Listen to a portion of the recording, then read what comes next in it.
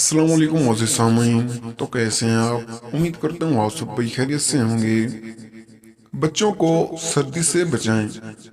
दुनिया इस वक्त सर्दी की शदीद तरी लिपट में है और इस सर्दी से मुतासर होने वाले में सबसे ज्यादा तादाद बच्चों की है।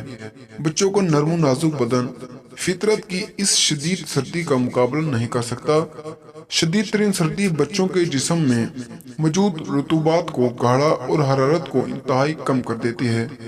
इस वजह से इस मौसम में बच्चों में जो अमराज सामने आ रहे हैं, इनमें इनके गले का सूज जाना, कानों का मुतवरम हो जाना, तेज बुखार के साथ मतली और खांसी की शिकायत आम हो रही है। इस सूरत में दफे बुखार अद्वियात और एंटीबायोटिक बिल्कुल काम नहीं कर रही। ऐसी सूरत में 10 झैल नुस्खा इस्तेमाल करें और इसका इस्तेमाल न सिर्फ बीमारी से बचाव फराहम करता है बल्कि इन तमाम अमालात का बेहतरीन इलाज है।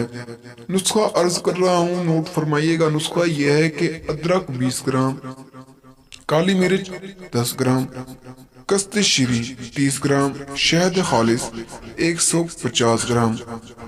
ये ऊपर वाले तीनों अद्वियात को इंतहाई बारीक पाउडर करके कपड़े से छान कर लें और शहद में मिलाकर महफूज कर लें।